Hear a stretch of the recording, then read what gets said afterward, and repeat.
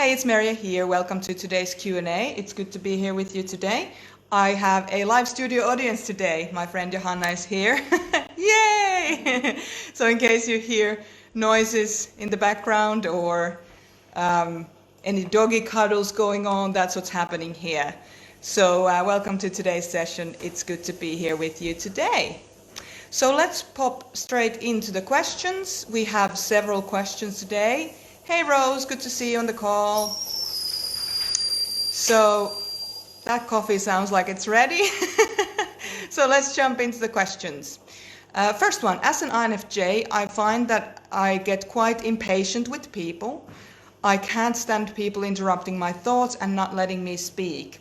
Do you have some advice for me in situations like that? For sure, I do indeed. Hey Matthew, good to see you.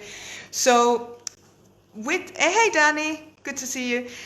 So yeah, INFPs also suffer from this, from time to time.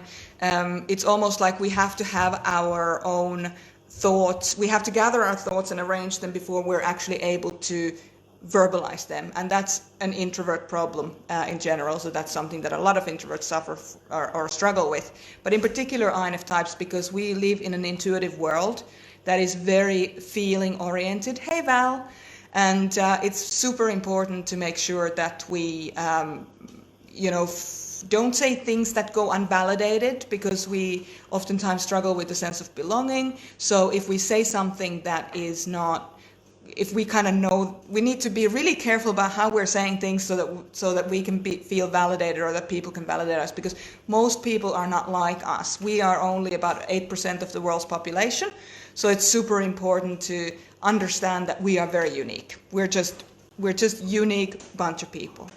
So you can't stand people interrupting your thoughts and not letting you speak. And that's a big thing, because as I was saying before, you need to arrange your thoughts before you're able to verbalize them. So as introverts, we're not really wired to interact with the outside world as much as, for example, extroverted people are. And so for us to verbalize our innermost thoughts is really scary. It can be like super, super scary. So what I would say that you do in those situations is, if somebody interrupts you, and this is something that I've said many, many times in workshops that we've done, live workshops, and it always goes down really well. People laugh and find it funny, but it works, is if somebody starts talking on top of you, you just say, sorry, I wasn't finished. So you just say, sorry, I wasn't finished. And then that usually breaks the cycle. If they then continue to talk, then I just say, look, I'm not finished with my point yet, so I appreciate you not, talking on top of me. And then if they don't respect that, then you just walk away while they're talking. Just walk away while they're talking. So those are kind of the three levels of how to deal with something like that. Because the bottom line is that in any situation where there's interaction, there's at least two people there, and both people have the exact same right to be in that situation and to be heard. So nobody gets to dominate the conversation. So it's super important to just say, hey, look, I'm here too, and you're talking on top of me. And you don't have to be angry about it or a dickhead about it. You can just say, hey, I'm not finished with my point, I'm still talking.